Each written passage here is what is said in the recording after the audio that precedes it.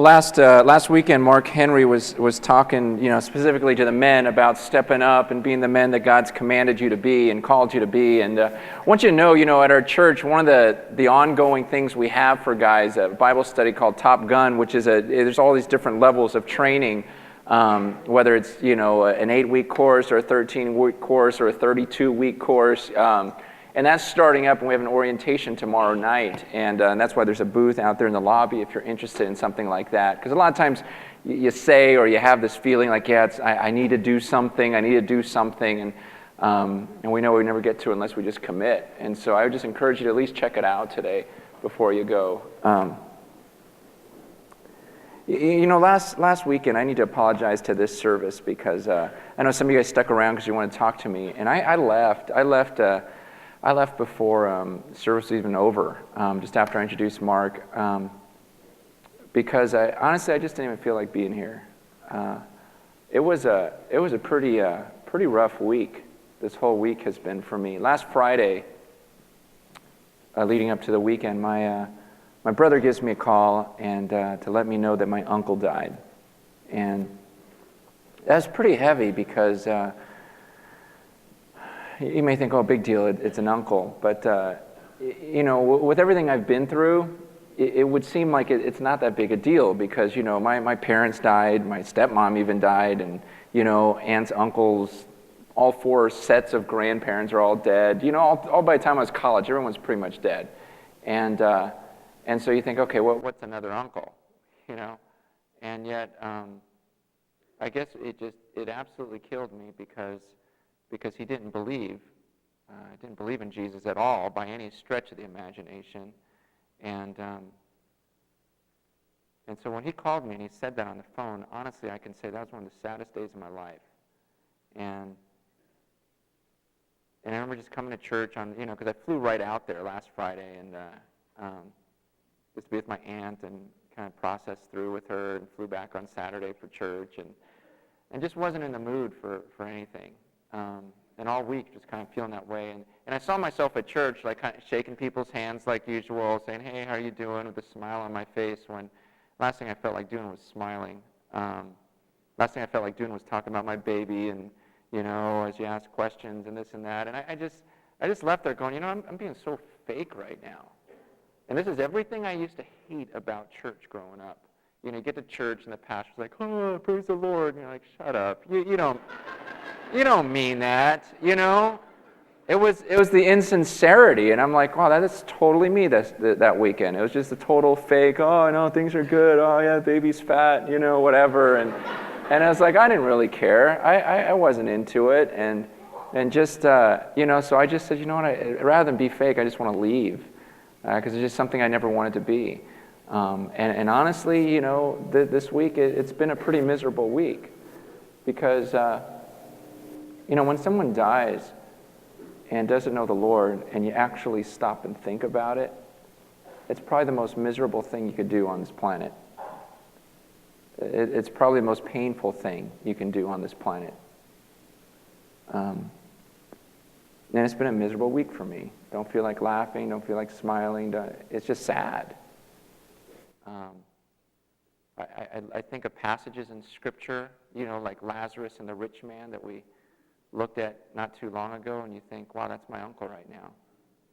Just saying, would someone just please just dip their finger in a little bit of water and stick it on my tongue, just do anything, just go back, would you just at least warn them, what would you do, and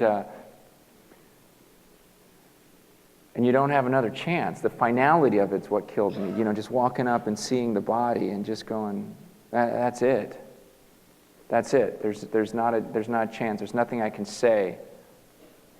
And you start thinking, man, I really would. I've thought this through. I'd give everything I owned right now if I could just have an hour with him and just to talk to him, and just to, man, if I could go back just for an hour. And the thing is I haven't spoken to my uncle in about 8 years. Not by my own desire, but because he forbade me. Didn't want me over his house, didn't want me talking to him, nothing. Didn't want anything to do with me. Disagreed with some things in my life early on, And I even thought 3 weeks ago, I thought, you know what? It doesn't matter. It's been 8 years.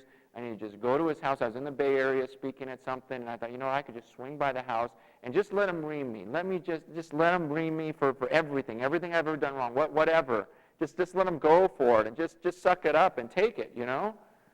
And, because there's no point in getting angry at him, because there's a side that was like, man, how could you do this? I don't have that many relatives. And my kids, you don't even let them see you. You're not even build a relationship. But as Chuck Colson said once, he says, getting mad at an unbeliever is like getting mad at a blind man who stepped on your foot. It's just stupid. You just don't do that. And just realizing, gosh, why ever blame people for things? Because as I look back, if I were the man that I should have been, and if I had the humility that I ought to have, then things would be different. And these relationships that are broken, that we always think are the other person's fault, we don't look deeply enough at ourselves and go, you know what, if I was the guy I was supposed to be, that relationship would be okay. I could make up for the other stuff. And I don't know, it's just, I was reading this week, I was reading the book of Ecclesiastes, just read it through a couple of times, and I felt like for the first time in my life, I get it. I finally got it. I mean, I studied in school, did my work in school and seminary, and you read through and you understand what it means, but you don't get it. A lot of passages you don't really get until you get to a certain point in your life and you read and go, now I'm tracking. Because you can understand the historical context and you can understand, the cultural, setting in which everything was put, and you learn to do that, and that's important. You can figure out grammatically how everything fits and how the sentences are structured. But one of the things that we never talk about is the emotional context with which this book is written. Because this wasn't written by a computer. These are written by people. And when you stop and you think through, what was that person going through when he wrote that and when he said that? I mean, there's something powerful about that. In the book of Ecclesiastes, it's this guy who lives life, okay? And he was the wisest man who ever lived. Okay, it's written by Solomon, the wisest man who ever lived. He was the richest man. He's the most powerful man because he was the king. He had endured, he had more pleasure, more fun than anyone in this room will ever have. He just let it go, whether it was, getting wasted, being with, over 1,000 women. I mean, it was just, as much fun as I can have in a lifetime, let me go for it. As many possessions as I can acquire, and he did it. As much power as I can have, and as much wisdom. And at the end of it, he writes this book, Ecclesiastes, and talks about life and teaches us now that he's wise, now that he's lived it all and he's done it all, he writes this book, and the first thing he says, the first words out of this guy's mouth, you read it in chapter 1, he says, meaningless.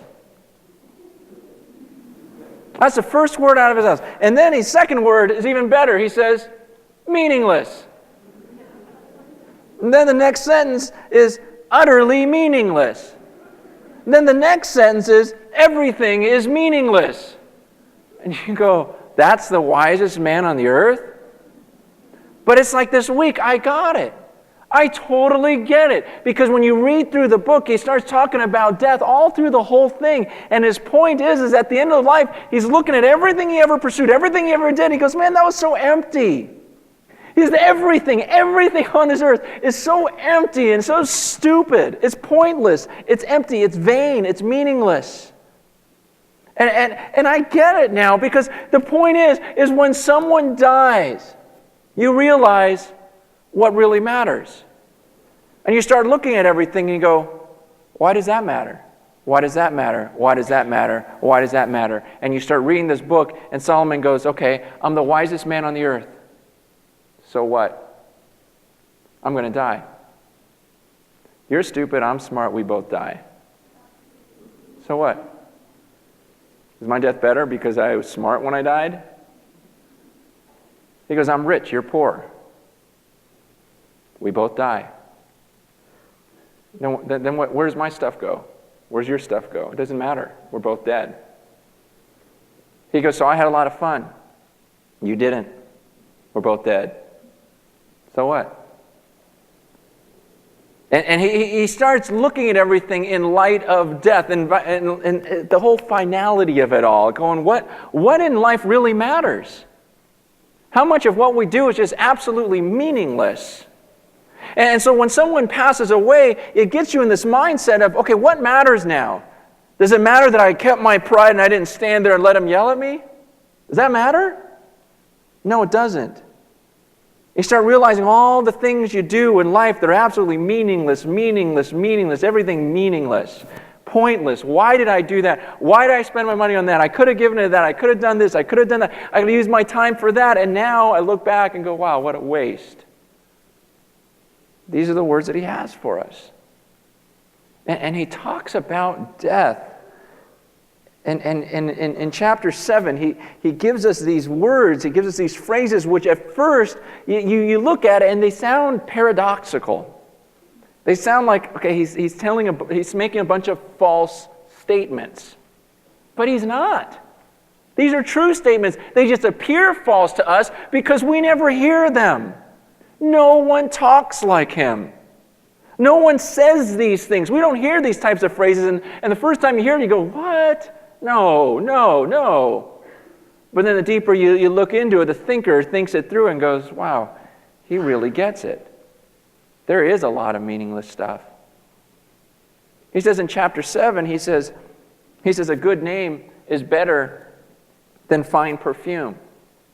And the day of death is better than the day of death, of birth.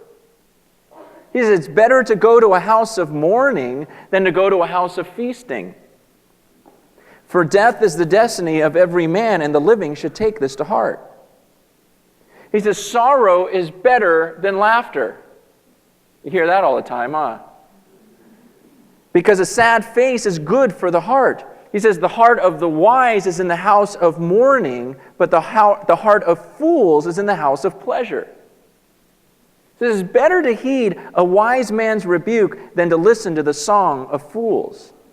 Like the crackling of thorns under the pot, so is the laughter of fools. This too is meaningless. So he starts off, and okay, the first thing he says is, okay, a good name is better than fine perfume. Okay, and I understand that being named Francis.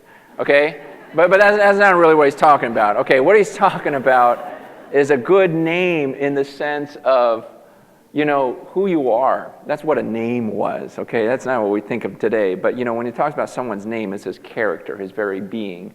And he says, you know what? What's more important is who you are. More important than what you have. Even if you have all this stuff, if you don't amount to anything, you at the core of who you are, it's pointless. And yet most of the people today, we're willing to compromise for money. We're willing to stretch the truth a little bit so that we can save a little money. Why? Because we're concerned about this stuff and not losing this stuff and getting more stuff rather than, how much time do you spend in a day thinking about your name, your character, and who you are as a person? And yet how much time do you spend in a given day thinking about what you can acquire and stuff? And yet what Solomon is saying that, well, no, it's who you are at the end of your life. Your character, that's more important. Understand his emotion is, here's a guy at the end of his life going, it's like a parent, saying, gosh, I've gone down that road, you don't want to do it. And that's what Solomon, that's why he's using the strongest words he can say. He goes, it's meaningless. And he uses the phrase, he goes, it's like chasing after the wind. He goes, if you can do that, why don't you go run after the wind? See if you can catch it, go. He goes, this is so dumb. Trust me, I've been there. Everything is meaningless. And if you're going to try to acquire a bunch of stuff, that's pointless. What's more important is your name and who you are. And then he says that the day of death is better than the day you were born. When's the last time you heard that? We just had a baby. And it's like, whoa, no way. What a great day. In fact, before the baby's born, let's have a shower. Let's have a few showers for you. Let's just throw a bunch of gifts at you because we can't wait till this baby's born. Then once the baby's born, let's give you more presents because the baby's born. How big was she? How fat was she? How long was she? Everything's about the birth. And what a great day. What a wonderful day. What day was she born? Let's celebrate that day, every year. Every year of her life, let's celebrate the day she was born. And then what do we do when someone dies? Just keep this short. Let's just do the funeral. Let's just move on. We need to move on in life. And yet Solomon says, no, the day of death is better. That's an exciting time for the person who has a good name. I understand if a person just has a bunch of possessions and just dies with a bunch of stuff, yeah, that's miserable. But a person who dies maybe having given it all away during his lifetime and has a good name, actually lived for something, believed in something, he says the day of that person's death is way better than the day he was born. I mean, if we as believers can't celebrate our deaths, what can we celebrate? You know, I think about the day that I die. You know, for a lot of people, they're going to think it's a sad day. And I just think, man, that should be the day you celebrate, not my birthday. Throw a shower when I die. You know, I mean, serious. Buy each other gifts and go, man, he always wanted to be up there, and there he is. You know, I mean, what a celebration. And Solomon says, you know, the day of death is better than the day of birth. But he says a really interesting thing, and this is the verse I can't get over. It's verse 2 when he says, it is better to go to a house of mourning than to go to a house of feasting. It's better. It's better to go to a house of mourning. A house of mourning was when someone died within that household, what would happen is they would have like a week. They would have 7 days of the severe lamenting. And then after the 7 days, they would have another 23 days of grieving. It's not as intense as the first 7 days, but it's still equally, you know, sad. And so you've got this 30 days, you know, taking place in this house where they're just bawling their eyes out the first week, and then afterwards just dealing with it, grappling with it. And Solomon says, you know, that's a good house to visit. He says, it's better for you to stay in there and to think about that for a while than it is for you to just go on to the next party.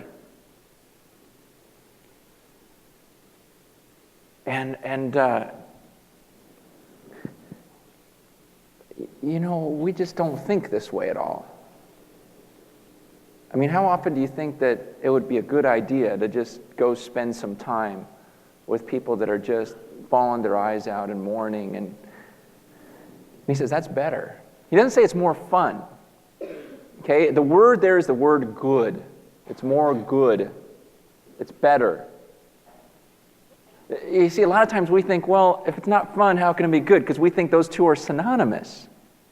We go to wherever it's most fun because we think, well, that's a good place because it's fun. And Solomon says, no, what's the greater good is if you would spend time in a place of mourning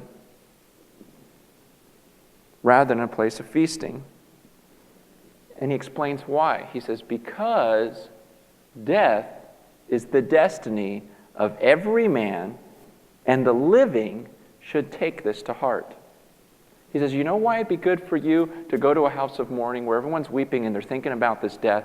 He says, because you need to think about death. He says, because that's your destiny. It was so good for me to walk up to a casket and see a dead body in there. Not saying it was fun, not saying it was enjoyable, but it was good. It was good for me. Because you look at a pile of bones and flesh and go, man, that's my destiny.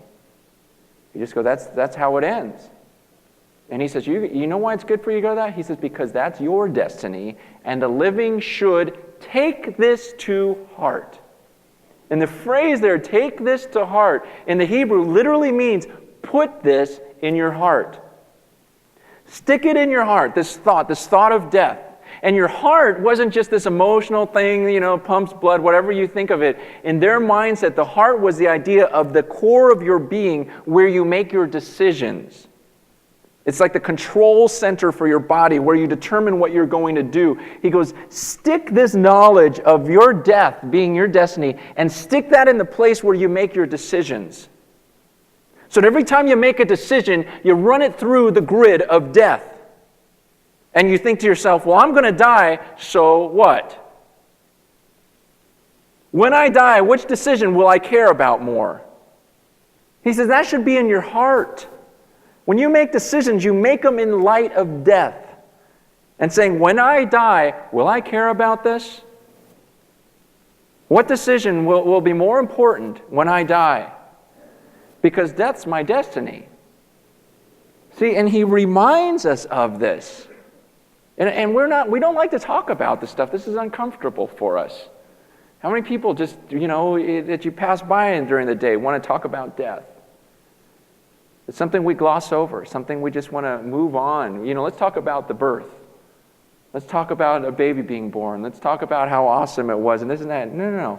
Solomon says if you were wise, you would spend time thinking about death. Because that's your destiny. And honestly, there's not a whole lot of people that'll remind you of that, but you are going to die. And you need to start making decisions based upon the fact that you're going to die any day, any second. He says sorrow is better than laughter. Has anyone ever heard that from anyone else? Solomon, other than Solomon, sorrow is better than laughter. You see, we don't believe this.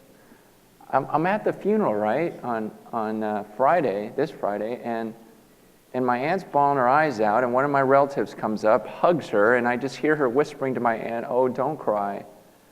Everything's fine." "Oh yeah, everything's fine. Yeah, don't cry." We immediately feel like we got to fix it if someone's crying. Like something's wrong if you're sad. Here's some medication. Maybe you need to go on medication because you're sad. And sadness isn't right.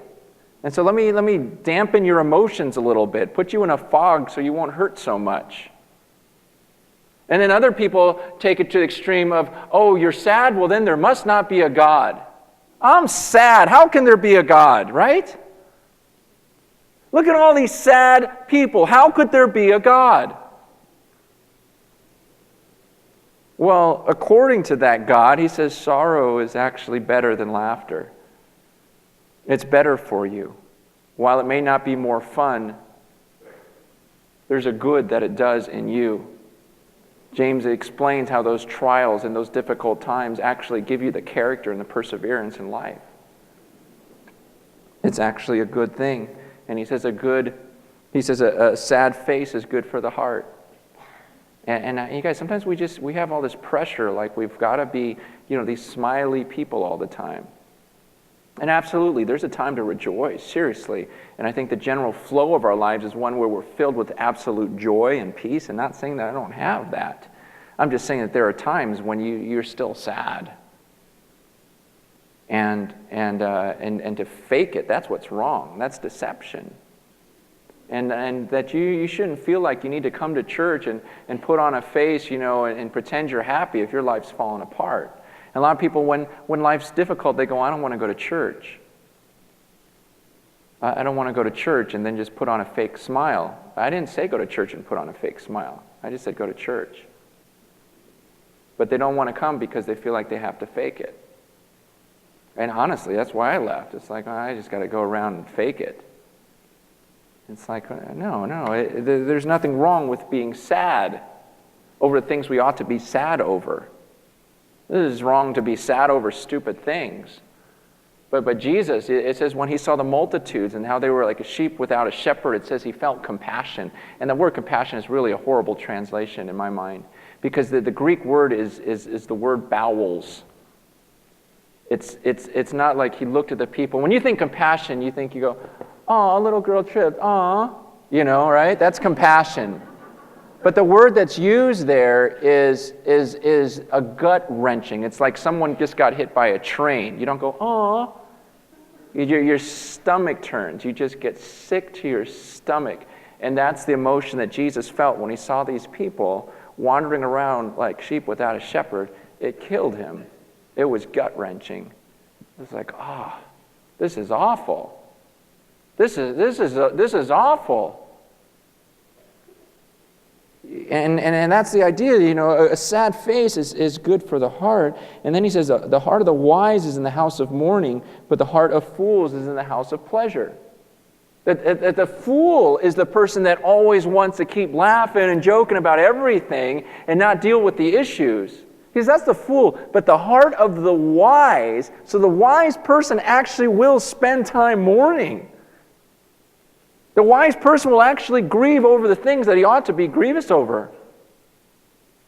To actually dwell over death and think about, gosh, that is an awful thing for some people, and it's a wonderful thing for some people. But to take it to heart and to think about it and think about death, that's what the wise person does. And he says this in verse 5. He says, it's better to heed a wise man's rebuke than to listen to the song of fools. Because it's so much better to heed, when a wise man speaks. That's Solomon here, okay? He's wiser than you are. I'm not saying I am. I'm saying Solomon is.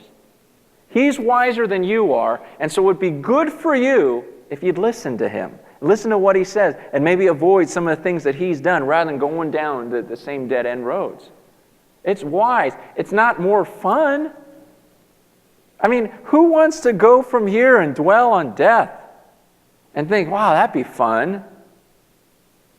Friday night, what do you want to do? Let's get a bunch of people together and talk about death. Oh, yeah. Put out flyers. It's just dumb. But he says it's better for you than to do that, to listen to the song of fools. And he says, and that's like the crackling of thorns under the pot. He says, so is the laughter of fools. This too is meaningless. And you guys, I struggle with this because if I'm honest with myself, I have to say, I like stupid. Is that good grammar? I like the songs of fools. I do. I like to just laugh. I like finding the stupidest movie at the video store, like just the one that has no plot. The comedy that, just makes no sense, and I just like to just turn it on and then just laugh. Like, oh, man, just go, oh, what a great night,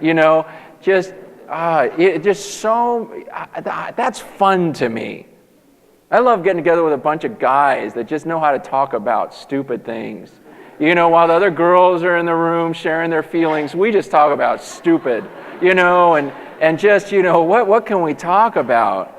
I like that because it's this escape from reality is what we enjoy. Let's not deal with the real. Let's not talk about the fact we're going to die. Let's just go laugh. I mean, this whole thing, the songs of fools. The song of fools we love. Every generation has loved the song of fools. For those who are back with the Beatles, remember the song Imagine? What a great song, huh? What does it say? Imagine there's no heaven. It's easy if you try. No hell below us, above us only sky. Imagine all the people living for the day. You may say that I'm a dreamer, but I'm not the only one, and I hope someday you'll join us and the world can be as one. Wouldn't that be beautiful? If we just pretended there was no heaven, just do it. Pretend there's no heaven, there's no hell, and it's just all about today, and we just all have a good time, and everyone joins in this whole make-believe dream. Think about how fun it could be. Imagine. That's the message. That's the Song of Fools, and we love it, and we'll sing it. It'll be one of our favorite songs. And it doesn't change throughout time, More modern, it's just, okay, now all I want to do is have some fun. I got the feeling I'm not the only one. See? And it's like, wow, I like that. It's fun, and I just start thinking about, my childhood and all the songs I grew up with, and I loved all different types of music. And it was like the dumber the song, the more I liked it.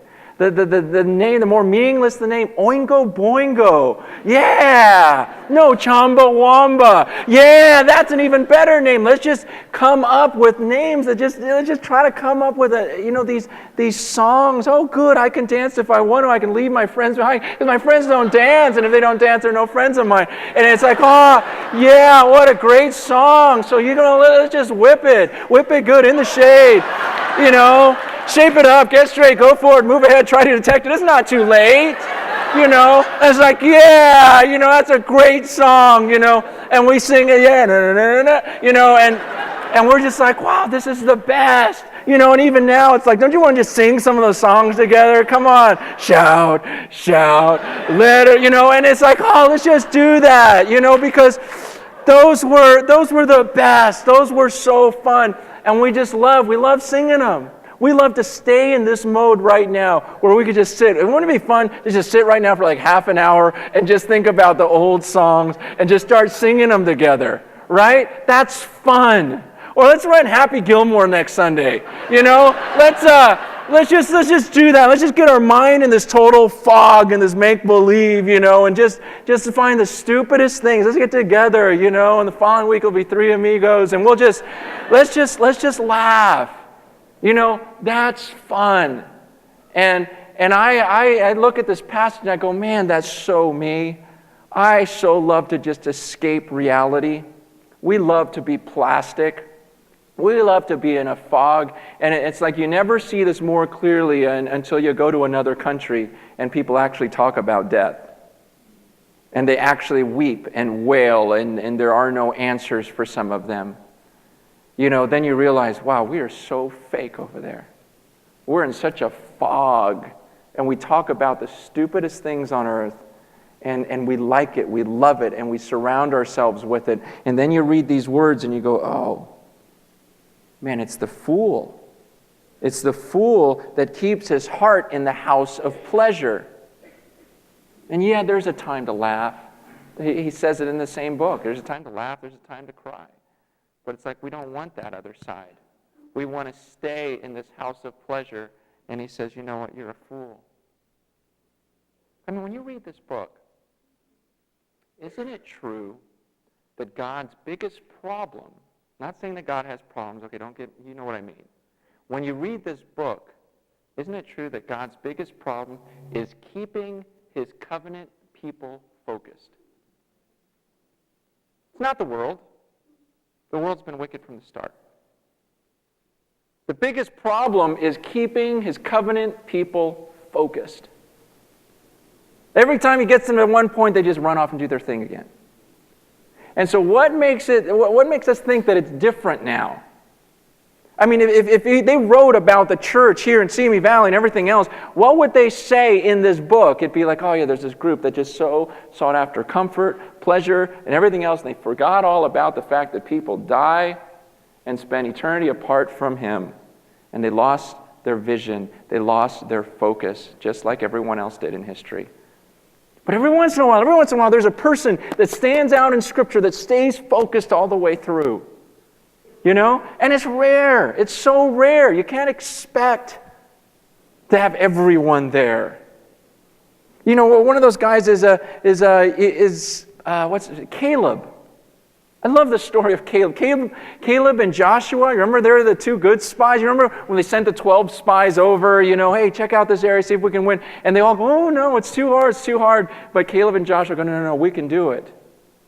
But everyone else was against them, and so God makes them wander around in the desert for 40 years. And then I love what Caleb says at the end of his life after that whole wandering, because God keeps him alive, because he was faithful. And listen to these words in Joshua 14, verse 10. He says, now then, just as the Lord promised, he has kept me alive for 45 years, since the time he said this to Moses. While Israel moved about in the desert, so here I am today, 85 years old. I'm still as strong today as the day Moses sent me out. I'm just as vigorous to go out to battle now as I was then. Now give me this hill country that the Lord promised me that day. I just love that. This guy goes, don't you remember 45 years ago, what did I say? I said we could take it. He goes, I'm 85 years old now. And that hill country belongs to me. And I can fight like I fought 45 years ago, so let's go and let's take it. You think, yeah. I just love that passage. This guy that just says, you know what, I can do it. I'm still focused. I still know what I'm on this earth to do. I'm still here to fight for the Lord. I've been waiting 45 years for a whole new generation to die, pass away, so another one would come, but I kept my focus the whole time. You go, man, he's still fired up. You know, one of the cool things about this last trip, this last weekend, was I got to go and see my wife's grandma, Grandma Clara. And so a lot of you guys know her that were here when the church was early on. She just the sweetest lady who just loves the Lord and just has such a unique relationship with Him. She's been through everything in life, gone through so much in life. And we take her out to dinner, and I'm sitting across from this 92-year-old lady, just sharp as a tack, still just an awesome, awesome woman. And she looks at me and she goes, "Honey, I need some advice from you." That's just a humbling statement. Because the first thing I think is, you don't need advice from me. I'm the last person you need advice from. I'm here to learn from you. You've lived life. And you just feel stupid when someone that's 92 years old says, "I need advice from you." It's like, all right, what? And she looks at me and she says, "Honey, I don't know how to reach the people in my retirement home that I live in, because here's my problem. I try to share the gospel with them, but some of them, they don't even know what good morning means when I say it to them. Their minds are so gone, and when I tell them, isn't it nice outside, they don't even understand that." And she starts getting teary. She goes, "So how do I tell them about my Jesus?" I just think, you're 92 years old, and you're trying to figure out still how to save the world. You are still focused on trying to win these older people in this home because you want to fight till you die, don't you? You know, it's rare when you see someone stay in the battle and stay focused and not let their mind wander off and onto all these plastic playland things that we have here in Southern California. To actually think about death and to think about the stuff that matters. Listen, church has become a joke. And we bicker and complain about stupid things. And it's like I see it more clearly now than ever how meaningless that is, and how the Church of Jesus Christ has gotten off on all these different tangents. And we fight over, oh, it was a little loud today, a little quiet today, it was a little old-fashioned, you know what, that's just stupid. It's just so meaningless, because once someone dies, you realize, wow, what really mattered? I thought to myself, you know what, I would give everything I own if I could have had if you could take me back just to have an hour of life again with my uncle. I'll give you everything I own. But then you think, well, then why don't I take that hour with the people who are still alive? So I don't feel like this again the next time. And I'll tell you why I don't usually, because I don't stay in this mode. I go back to Playland. I go back to plastic Southern California, and let's just laugh and let's just sing some songs. Let's watch a movie and forget about the fact that people die and they suffer. And as a church, I don't want us to ever lose that. It's not about a style or a way we do things. It's just about the fact that at the core of who we are, there's a bunch of people out there who don't know the Lord, and it drives us crazy. Think about it. You're going to die. You just are. Dwell on that for a while this week. And dwell on whether or not you're ready for it and you've done what you've done. And are you going to die with a good name or just fine perfume? What are you known for? This is the stuff that matters. Not easy to listen to, but it's good for you. It's real good for you. So good for you. You would have left here with a bigger smile if I talked about something else, but it wouldn't have been as good for you. Some of you are going to die, and you've got all sorts of issues in your life that you're lying about. And you've got a great reputation, but a terrible name. You know? You fake it, and everybody thinks you're a certain person, but you're just a liar. And you want to die? You could die this week. You really could. You know, the rain, the road's slippery. You can go out there, you get nailed. Seriously. It's over. It's over forever. Think about it. And do something because of it. Get your life together. If you need to pray with someone, you need some direction, man, that's what we're here. Not that we have all the answers. We're just trying to figure this out and do it right in God's eyes. Some of you keep putting off getting a relationship with God, going, I got time. You don't. You don't know that. It's time to get up out of your chair, give your life to the Lord, and say, you know what? I have been living for myself. I have been living a lie, and I want to follow Him now. I want to follow Jesus. I want to get in that water and show, look, I don't care. Look, I'm following Jesus now. Man, it's just time. And I know that I like to joke around a lot. I like to have fun, but I realize that there are just times when you have to get serious and deal with the real issues. Otherwise, you're just a fool. And I don't want to die that way. So if you guys need to pray with anyone or talk to anyone as the worship team comes up, I'm going to be over there. If you want to get baptized today, give your life to the Lord, anything that's serious. If you want to just talk small talk, then don't even talk to me today, okay? Honestly, let's just have a week maybe where everything we talk about actually matters in light of death. Can we try that? Just meaningful conversation, things that matter, not baseball. Dodgers are stupid. They're really stupid, okay? It's established. It's meaningless. It's pointless, okay? And we just go on, and let's talk about things that matter. And if you guys need to come up and just talk to us about things that matter or pray about something that matters, then come up as we worship Him.